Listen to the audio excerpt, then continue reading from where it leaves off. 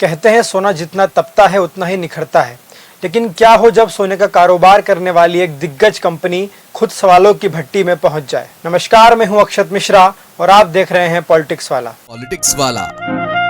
आओ राजनीति करें।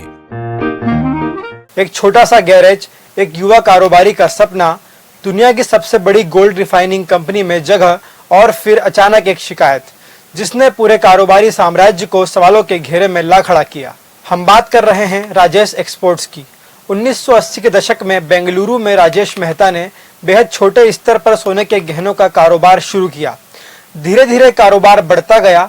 कंपनी ने विदेशों में अपनी पहुंच बनाई, सोने के निर्यात में बड़ा नाम बन गई और फिर शेयर बाजार में निवेशकों की पहली पसंद में शामिल हो गई। 2015 में कंपनी ने स्विट्जरलैंड की मशहूर गोल्ड रिफाइनरी वोल्केंबी को खरीद लिया।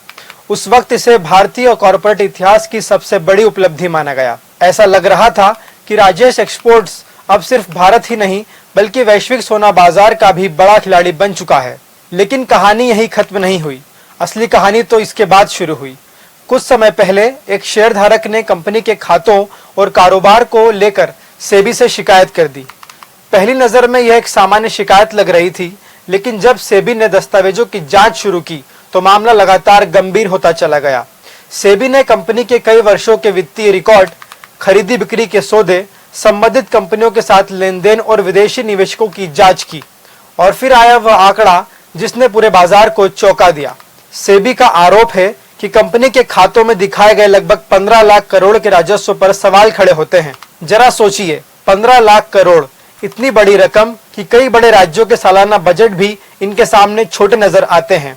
सेबी का दावा है कि कंपनियों ने जिस कंपनियों के साथ हजारों करोड़ रुपए के कारोबार दिखाए, उनमें से कई कंपनियों की आर्थिक हैसियत और कारोबारी क्षमता उन सौदों के मुकाबले बहुत छोटी दिखाई देती है। यानी सवाल यह है कि क्या कारोबार वास्तव में इतना बड़ा था या फिर कागजों पर आंकड़ों की चमक ज्यादा दिखाई गई। जांच यही नहीं रुकी। सेबी की नजर अफ्रीका में कंपनी के निवेशकों पर भी गई। सोने की खदानों में लगाए गए पैसे, वहां से जुड़े कारोबारी संबंध और फंड के प्रवाह को लेकर भी सवाल उठाए गए। कुछ लेन देन ऐसे हैं जिनकी पूरी तस्वीर अभी तक साफ नहीं है और उनकी विस्तृत जांच जरूरी है। इन शुरुआती निष्कर्षों के बाद सेबी ने अंतरिम आदेश जारी किया और कंपनी के संस्थापक राजेश मेहता समेत कुछ लोगों के खिलाफ कार्रवाई की। लेकिन कहानी का दूसरा पक्ष भी उतना ही महत्वपूर्ण है। राजेश एक्सपोर्ट्स ने सेबी के आरोपों को पूरी तरह खारिज कर दिया है। कंपनी का कहना है कि उसके सभी लेन देन वैध हैं, कारोबार वास्तविक है और जांच में निकाले गए निष्कर्ष तथ्यों की गलत व्याख्या पर आधारित है। कंपनी ने साफ कहा है कि वह कानूनी मंच पर अपना पक्ष रखेगी। अब इस कहानी में एक और बड़ा नाम जुड़ता है LIC का। कंपनी में LIC का 10% हिस्सेदारी है, यानी देश के लाखों लोगों की बचत का पैसा भी इसी कंपनी में लगा हुआ है।